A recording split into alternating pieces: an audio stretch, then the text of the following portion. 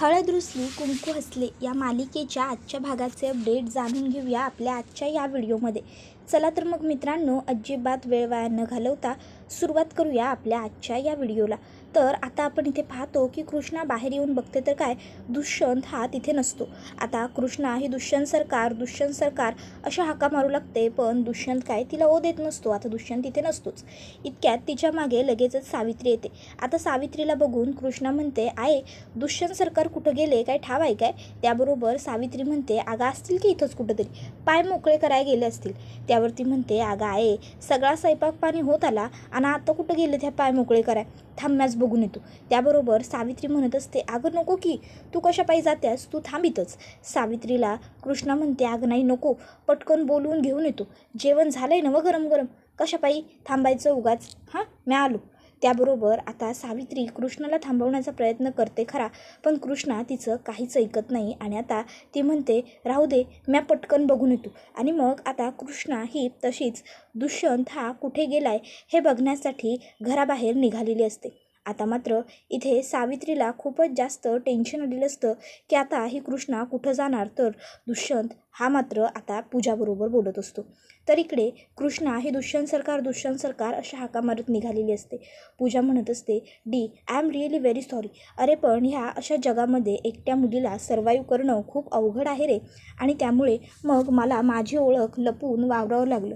मी खरंच सांगते, मला तुला सगळं खरं सांगून टाकण्याची खूप इच्छा होती. मला खूपदा वाटलं की मी तुझ्याकडे तरी यावं आणि खरं बोलावं, पण खरंच माझी हिंमत झाली नाही. डी प्लीज मला माफ कर, I am really very sorry. पण मी एक गोष्ट मात्र अगदी खात्रीनिशी सांगू शकते, आणि ते म्हणजे माझं तुझ्यावरचं प्रेम ते कधीच खोटं नव्हतं डी. मी तुझ्यावर कायम मनापासून खरं प्रेम केलं. तर इकडे कृष्णा ही त्या दोघांना म्हणजेच दुष्यंतला शोधायला निघालेली असते. तर आता इकडे कृष्णा दुष्यंतला हाक मारते, दुष्यंत सरकार. तर इकडे पूजा म्हणत असते, D I am really love you. मी कधीच प्रेमाचा दिखावा नाही रे केला. प्रेम कसं माणूस खोटं करू शकतं? एखाद्या मुलीच्या आयुष्यात एखादा मुलगा किती महत्त्वाचा असू शकतो हे मला तुझ्यानंतर कळालं खरंच. आणि मग ती आता दुष्यंतला मिठी मारते, पण दुष्यंत हा तिला स्वतःपासून लांब करतो आणि डोंट टच मी असं सांगतो सुद्धा. त्याबरोबर त्या ठिकाणी आता कृष्णा पोहोचलेली असते. आता कृष्णा त्या दोघांना असं एकत्र उभं पाहते. आता कृष्णा तिकडे येत असते. तर दुष्यंत हा पूजाला वॉर्निंग देत असतो की पुन्हा माझ्याजवळ येऊ नकोस, पण आता तिथे कृष्णा आल्यामुळे दुष्यंत हा गप्प बसतो. आणि मग आता तो कृष्णाला म्हणायला लागतो की कृष्णा तू. त्यावर कृष्णा म्हणते, अहो तुम्ही काय मला हा प्रश्न विचारायला आहे? म्या तुम्हासनी विचारायला पाहिजे ना व, तुम्ही इथं काय करायला आहे म्हणून. त्याबरोबर आता दुष्यंत हा कृष्णाला म्हणतो, ते आम्ही त्यावर कृष्णाला आता पूजा म्हणते, मी सांगते. हे बघ कृष्णा, मी आता तुला जे सांगणार आहे ते नीट ऐक. आता मात्र दुष्यंतला टेन्शन आलेलं असतं की आता ही मूर्ख मुलगी अजून कृष्णाला काय सांगणार आणि कृष्ण आता कसं हे सगळं ऐकणार आणि काय रिॲक्ट होणार. तर कृष्णा म्हणत असते, अरे बोला की, काय झालं, तुम्ही दोघं इथं काय करायलाय? पूजे तू तर सांग. त्याबरोबर मग आता दुष्यंत हा पुन्हा स्वतःच बोलायला जात असतो. तर पूजा ही लगेच म्हणते, म्हटलं ना मी सांगते मी. कृष्णा, माझं आणि डीचं एकमेकांवर खूप प्रेम होतं. आम्ही एका ऑफिसमध्ये काम करायचो आणि आम्हाला लग्नसुद्धा करायचं होतं. पण आमच्या सुखी आयुष्यामध्ये एक काटा आला आणि तो म्हणजे तू. हो कृष्णा, डीला तुझ्याबरोबर लग्न करायचं नव्हतं, त्याला माझ्याबरोबर लग्न करायचं होतं, पण तू त्याच्या आयुष्यात बळजबरीने घुसलीस, कळलं का? आणि हेच मला तुला सांगायचं होतं, आमचं दोघांवरचं एकमेकांवर खूप प्रेम आहे. आता हे जेव्हा इकडे कृष्णाला पूजा सांगते तेव्हा कृष्णाला खूपच मोठा आश्चर्याचा धक्का बसलेला असतो. म्हणजे काय बोलावं काय नाही हे तिला काही सुचत नसतं. आणि मग त्यावेळी कृष्णा दुष्यंतच्या एक खणखणावून मुस्काटात लगावून देते. आता कृष्णाने दुष्यंतच्या मुस्काटात मारलेला बघून पूजालासुद्धा खूप मोठा आश्चर्याचा धक्का बसलेला असतो. तर दुष्यंत हा गालावरती हात ठेवतो. इतक्यात कृष्णा म्हणते, अहो दुष्यंत सरकार, कुठं हरवलात? काय विचारायलो म्या? त्याबरोबर दुष्यंतच्या लक्षात येतं की कृष्णाने खरोखर मला मारलेलं नाही आहे, तर हे सगळं फक्त माझं एक स्वप्न आहे, कृष्णाने असं काहीही केलेलं नाही आहे. तर इकडे आता पूजा ही म्हणत असते, मी सांगते आम्ही काय करतोय ते. त्याबरोबर त्या ठिकाणी दुष्यंत म्हणतो, आम्ही ओळखतो एकमेकांना त्यावर कृष्णा म्हणते काय? त्यावर तो सांगतो की आम्ही एका ऑफिसमध्ये काम करायचो. हे ऐकून कृष्णा म्हणते अरे वा, मग झाक झालं की भारीच. म्हणजे तुम्ही एकमेकांनी आधीपासून ओळखत होतात. मग मगाशी कशा पायी असं धावलं की दोघांनी बी एकमेकाला कधी बी भेटलेले नाही, कधीची बी तुमची ओळख नाही, असं कशा पायी केलं?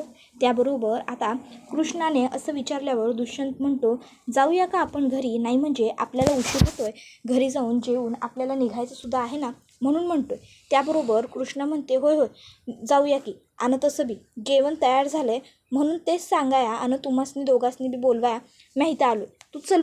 त्याबरोबर लगेचच आता पूजाला तिने चल म्हटल्याबरोबर दुष्यंत आणि कृष्णा हे पुढे जायला लागतात. तर पूजाला सुद्धा कृष्णा पुन्हा म्हणते पूजे अगं चल की, येतेच नवं, जेवण तयार आहे. त्याबरोबर मग पूजासुद्धा कृष्णाच्या मागोमाग चालू लागते. आता इथे सावित्री ही खरं तर या सर्व गोष्टींमुळे थोडीशी चिडलेली असते, पण आता गप्प राहण्यावाचून तिच्याकडे सुद्धा काहीही पर्याय नसतो, कारण सगळी चूक ही पूजाची असते. पूजाने मूर्खपणा केल्यामुळे आज हे सगळं घडलंय हे तिला माहीत असतं आणि त्यामुळे ती गप्प असते, ती काहीच बोलत नसते. उलट ती पूजाला सुद्धा तू सुद्धा शांत राहा एवढंच फक्त सांगत असते. तर त्यानंतर आता आपण पाहतो की घरी आल्यावर भक्ती लगेचच दुष्यंतला छान जेवणाचं ताट वाढते आणि आता दाजी तुम्ही जेवायला बसा असं सांगते. त्याबरोबर आता दुष्यंत हा जेवायला बसलेला असतो. तर आता ती म्हणत असते पूजे तू वाढ दाजीसनी. त्याबरोबर आता लगेचच ती म्हणायला लागते की दाजी तुम्ही बसा ताटावर. मग दुष्यंत ताटावर बसतो आणि म्हणतो की तुम्ही सगळे बसत नाही आहात का? त्यावर ते सगळे सांगतात की आम्ही मागून बसतो, तुम्ही पुढं बसा. मग दुष्यंत जेवायला ताट घेतो आणि म्हणतो कृष्णा अगं एवढ्या मेहनतीने माझ्यासाठी एवढा सगळा स्वयंपाक बनवला आहेस, मग मला घास भरवणार नाहीस का? आता दुष्यंतने समोरून हे असं म्हटल्यावर कृष्णाला खूप छान वाटतं. तर दुष्यंत म्हणत असतो भरव मला घास. तर आता हे ऐकून कृष्णाला खूपच जास्त भारी वाटतं. तर हे सगळं बघून पूजाला मात्र खूपच जास्त राग येत असतो. तिला कृष्णाचा राग येत असतो, तिला जेलेसी होत असते. कृष्णा म्हणत असते अहो दुष्यंत सरकार इथं एवढी समधी माणसं आहेत आणि म्या भरू. त्याबरोबर आता दुष्यंत म्हणतो लग्नाची बायको आहेस तू माझी, हा हक्क फक्त तुझाच आहे, तूच मला भरवू शकतेस ना. त्याबरोबर आता हे ऐकून भक्ती लगेच म्हणते ए कृष्णे अगं कशाला लाजतेस, भरव की. त्याबरोबर मग कृष्णा आता दुष्यंतला आवडीने घास भरवते. आता कृष्णा दुष्यंतला जेव्हा घास भरवते तेव्हा तिला खूप आनंद होतो आणि मग दुष्यंत हा लगेचच म्हणतो पूजाला खरवस आवडतो ना. त्याबरोबर आता सगळेच दुष्यंतकडे पाहायला लागतात. तर दुष्यंत हा रागाने पूजाकडे बघतो आणि म्हणू लागतो की नाही कृष्णाकडून कळलं तुला खरवस आवडतो, बरोबर ना. आता दुष्यंतने असं म्हटल्याबरोबर पूजा गप्प असते. तर कृष्णा मात्र तिला हळूहळू तोंडातल्या तोंडात म्हणत असते अगं बोल की, अगं बोल. त्याबरोबर मग आता भक्ती म्हणते पूजे काय विचारायलेत दाजी, उत्तर दे की त्यासनी. त्यावर पूजा म्हणते हो आवडतो खरवस मला. त्याबरोबर दुष्यंत म्हणतो तेच कृष्णाकडनं कळलं, ये बस, खरवस आवडतो ना तुला. त्याबरोबर लगेचच आता भक्ती म्हणते अगं पूजे दाजी बोलायलेत ना हो तुझ्याबरोबर, मग आवडतो की नाही तुला खरवस, मग ते बस म्हणायले तर बस की. त्याबरोबर आता पूजा म्हणते हो हो आणि मग आता पर्यायाने ती दुष्यंतच्या शेजारी बसते. आता दुष्यंत म्हणत असतो खा खरवस. त्याबरोबर मग आता पूजा घाबरते. तर दुष्यंत म्हणतो खा ना खरवस.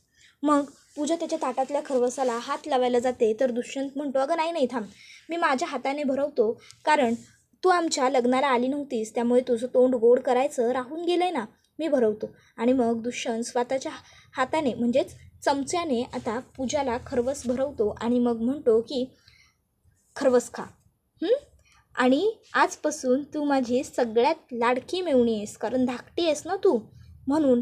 कळलं ना, लाडकी आणि धाकटी पूजा, समजलं मला. त्याबरोबर आता सावित्री म्हणते अहो दुष्यंत सरकार नाही म्हणजे तुम्ही जेवून घ्या, कशाला वेळ वाया घालवताय, तुम्हाला जायला उशीर होईल ना, उगाच म्हणजे रात्र व्हायला न गं म्हणून म्हणालो आहे. आता खरं तर हे सगळं ती मुद्दाम बोलत असते जेणेकरून स्वतःच्या लेकीला वाचवता येईल. त्यावर दुष्यंत म्हणतो नाही उशीर तर ऑलरेडी खूप झाला आहे खरंच.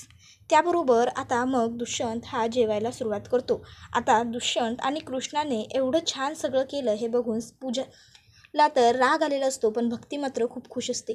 त्यानंतर मग आता दुष्यंत आणि कृष्णा हे जायला निघालेले असतात.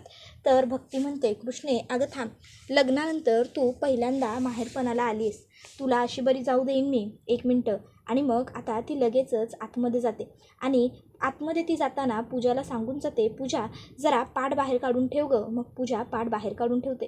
त्यानंतर मग भक्ती तिकडे येते आणि भक्ती आता कृष्णाला छान ओवाळते, तिची ओटी भरते आणि मग तिला पाठवणी करते. त्याबरोबर आता हे सगळं दुष्यंत हा शांत बसून बघत असतो. मग दुष्यंत म्हणतो, कृष्णा झालं का सगळं, आता निघायचं? त्यावर मग लगेचच इकडे भक्ती म्हणते, दाजी फक्त 1 मिनिट थांबा बरं. आणि मग ते आता व्यवस्थित सगळं करून घेते. त्यानंतर मग आता कृष्णासुद्धा भक्तीला हळदी कुंकू लावते. दोघीही बहिणी अगदी आनंदात असतात, खूप खुश असतात. त्यानंतर इकडे लगेच आता दुष्यंत हा म्हणतो, चल कृष्णा आता निघायचं का? त्यावर कृष्ण म्हणते, दुष्यंत सरकार म्हणजे आईच्या पाया पडूया, असं ते आता दुष्यंतला खुणावते. त्यावर दुष्यंत म्हणतो, हो हो ये ना. आणि मग आता दोघंजणं जोडीने सावित्रीला नमस्कार करतात. त्यानंतर मग आता कृष्णा ही पूजाला म्हणत असते, पूजे तू आणि दुष्यंत सरकार एकाच ऑफिसात नोकरी करत होता, तुम्ही दोघं पहिल्यापासून मित्र आहेसा, हे ऐकून खरंच बरं वाटलं बघ. आता दुष्यंत सरकारसनी काय आवडतं काय नाही आवडतं हे समजा विचारायला मी तुलाच फोन करेन, चालेल ना? त्यावर पूजा काहीच उत्तर देत नसते. त्यावर मग आता सावित्री म्हणते, वय वय कर की, चालेल तिला. बरं आता निघा, उशीर व्हायला नको तुम्हाला जास्त काय. त्याबरोबर लगेचच कृष्णा म्हणते, बरं चला निघते आम्ही. पूजे चल गं, आहे येते, बघते जाते गं. त्याबरोबर आता भक्ती तिला सांगते, होय सावकाश जा दाजी, तुम्ही बी सांभाळून जावा.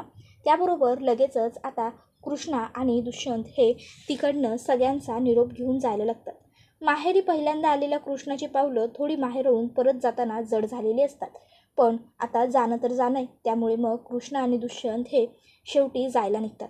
पूजा ही मात्र कृष्णाला साधं बायसुद्धा मनापासून करत नाही. मग आता कृष्णा गेल्यावर पूजाला खूपच जास्त राग आलेला असतो. खरं तर पूजाचा राग हा अगदी उद्रेक झालेला असतो तिच्या रागाचा. त्यानंतर इकडे बाळजाबाई ह्या दारातच बसून दुष्यंत आणि कृष्णाचीच कदाचित वाट बघत असतात. आता दुष्यंत आणि कृष्ण आल्याबरोबर बाळजाबाई म्हणायला लागतात, की लईच वेळ झाला यायला, नाही म्हणजे आमच्या सुनबाईंचा पाय निघाला नाही की काय माहेरातनं, काय हो सुनबाई?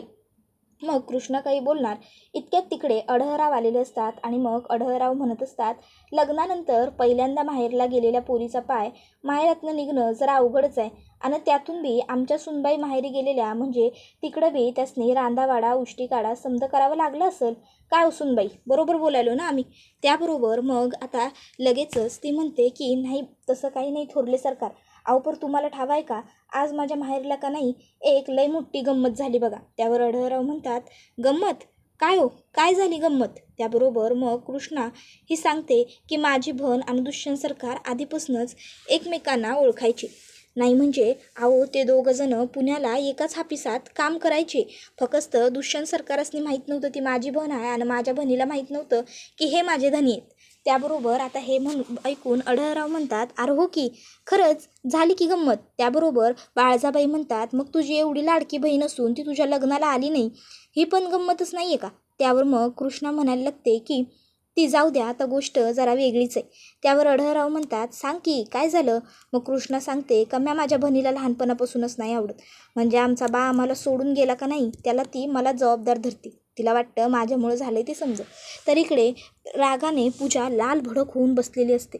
इतक्यात तिकडे सावित्री येते आणि सावित्रीने येताना तिच्यासाठी जेवणाचं ताट आणलेलं असतं. सावित्री पूजाला म्हणत असते, पूजे ए पूजे बाळा जेवून घे की. पण पूजा मला नको आहे असं सांगते. सावित्री म्हणते, पूजे अगं असा जेवणावर ताटावर राग काढू नये बाळा, असं करून काय मिळणार आहे तुला? त्यावर पूजा ही सावित्रीच्या हातातला पाण्याचा तांब्या ढकलते आणि म्हणते, म्हटलं ना तुला मला नको आहे म्हणून, नको आहे मला, तुला ह्या जेवणाच्या अपमानाचं पडलं आहे का? अगं दुष्यंतने माझा एवढा मोठा अपमान केला ते तुला दिसत नाही आहे का? काय घडलं आहे आज आपल्या घरामध्ये? अगं त्या कृष्णाने माझं सगळं सुख, माझं समाधान, माझं सगळं स्व हिरावून घेतलं आहे. तुला विसर पडला आहे का की तिने माझे बाबासुद्धा माझ्यापासून हिरावून घेतलेत? आई तू विसरशील या गोष्टी, पण मी नाही विसरलेली काही. माझ्या सगळं तेव्हाही लक्षात होतं आणि आजही लक्षात आहे आणि कायम लक्षात राहील. मी कधीच त्या कृष्णाला माफ नाही करू शकणार, मी कधीच त्या सर्व गोष्टी नाही विसरू शकणार, कळलं ना तुला? त्याबरोबर सावित्री ही म्हणत असते, की हो गं बाळा माझ्या पण लक्षात आहे, पण आता आपण काय करणार? शांत हो जरा, तू शांत हो. त्यावर ती म्हणत असते, कशी शांत होऊ मी आई, सांग ना कशी शांत होऊ. नाही शांत व्हायला येत आहे मला, नाही शांत व्हायला येत आहे. अगं त्या कृष्णाने माझं सगळं सुख हिरावलं आणि आता माझ्यापासून माझं प्रेमसुद्धा हिरावलं. नाही नाही, काहीही झालं तरी त्या कृष्णाला मी असं सुखाने नाही जगू देणार. तिच्या आयुष्यातनं तिचा सगळा आनंद, तिचं सगळं सुख मी हिरावून घेणार म्हणजे घेणारच. तिला इतक्या शांताने तर मी नाहीच जगू देणार. बघशील तू आई मी काय करेन ते. कृष्णा खरं तर नाही, तिची नाही, माझीच चूक आहे. मी जर डीला सगळं खरं आधीच सांगितलेलं असतं, मी माझी ओळख डीपासून पुण्यामध्ये लपवलीच नसती, तर कदाचित हे सगळं आमच्यामध्ये घडलं नसतं. असं म्हणत आता पूजा ही स्वतःच्या गालावरती मारून घ्यायला लागते. स्वतःलाच ती एवढा त्रास करून घेत असते. हे बघून सावित्रीला वाईट वाटतं आणि सावित्री पूजाला थांबवते आणि म्हणते, पूजा अगं थांब, बाळा काय करायलास हे, तुला कळतंय का तू काय वागते असते. शांत हो पूजे. मग पूजा आता शांत झालेली असते. सावित्रीला सुद्धा पूजाच्या ह्या वागण्याचं म्हणजे टेन्शन आलेलं असतं. तिलासुद्धा कळत नसतं की बापरे, पूजा ही किती विचित्र वागायला लागली आहे. त्याबरोबर इकडे सावित्रीने पूजाला शांत केल्यावर दुसरीकडे आपण पाहतो की आता इकडे ती तिला म्हणते, तू खाली बस, पहिली खाली बस. हे बघ, आपण त्या कृष्णाला असं सुखासुखी नाही सोडायचं, हे तर तुझं बरोबर आहे. पण अगं स्वतःला तुला हा असा त्रास करताना बघून मला मात्र खूप वाईट वाटतंय बाळा. तू असा त्रास करून घेत जाऊ नको, तू शांत राहा. तर इकडे कृष्णा ही सगळ्यांना सांगते, माझी बहीण खूप हुशार आहे, शिकलेली आहे. म्हणजे दुष्यंत सरकारांच्या ऑफिसात काम करायची म्हणजे हुशार आहे, हे तुम्हासनी कळलं असेलच की. त्याबरोबर आता बाळजाबाईंना या सगळ्या गोष्टींचं कौतुक अजिबातच वाटत नाही. बाळजाबाई या लगेचच म्हणतात की तुझ्या लग्नाला आल्या नाही, त्याचं कारण कळलं, ते जरा वेगवेगळं वाटलं, बाकी काही नाही. आता त्या सगळ्यांचं असंच बोलणं चालणं सुरू असतं. त्यानंतर मग आता सगळेजण घरात जायला लागतात. तर दुष्यंत हा तिथेच बसतो. आता दुष्यंत हा तिथेच बसलेला असतो आणि आता तिथे बसलेला असताना दुष्यंतच्या अंगावरती एक साप येतो. आता दुष्यंतच्या अंगावरती साप आलेला असतो, पण ही गोष्ट दुष्यंतलाच माहिती नसते. कारण दुष्यंत हा आज दिवसभरात त्याच्यासमोर जे जे काही घडलेलं असतं त्या सगळ्याचा विचार करत असतो. आणि मग आता तो साप जो असतो तो दुष्यंतला दंश करतो. सगळेजण बाहेर येतात. आता सापाने दंश केल्यामुळे सगळेजण घाबरतात. बाळजाबाई दुष्यंत दुष्यंत असं ओरडतात, रडू ओरडू लागतात. पण कृष्णा ही वेळेवर डोकं चालवते आणि दुष्यंतच्या अंगातलं विष ती तोंडाने खेचून बाहेर काढते. थोड्या वेळानंतर आता दुष्यंतचं जे विष असतं ते पूर्णपणे उतरून गेलेलं असतं आणि आता दुष्यंत हा सगळ्या पद्धतीने शुद्धीत आलेला असतो. आता दुष्यंत शुद्धीत आल्यावर मग आता आढळराव कृष्णासमोर हात जोडतात आणि तुझ्यामुळं आज माझं लेकरू वाचलं, उपकार झाले कृष्णा तुझे, असं कृष्णाला म्हणू लागतात. कृष्णासमोर हात जोडून ते उभे असताना दुष्यंत शुद्धीवरती येतो आणि दुष्यंत कृष्णासाठी हात पुढे करतो आणि कृष्णाला हाक मारतो, कृष्णा कृष्णा. पण इतक्यात कृष्णा खाली कोसळते. त्याबरोबर हा व्हिडिओ इथेच संपतो. व्हिडिओ आवडला असेल तर व्हिडिओला लाईक करा, चॅनलवर नवीन असाल तर चॅनलला सबस्क्राईब करा आणि बेल आयकॉन आठवणीने प्रेस करा, जेणेकरून तुम्हाला पुढच्या प्रत्येक व्हिडिओचं नोटिफिकेशन मिळत जाईल आणि सर्व व्हिडिओंचा आनंद हा अगदी उत्तम पद्धतीने घेता येईल. चला तर मग आजच्या पुरतं इथेच थांबूया. पुढचा व्हिडिओ येईपर्यंत या व्हिडिओचा छान पद्धतीने आनंद घेत राहा. टाटा बाय बाय, धन्यवाद, take care all of you.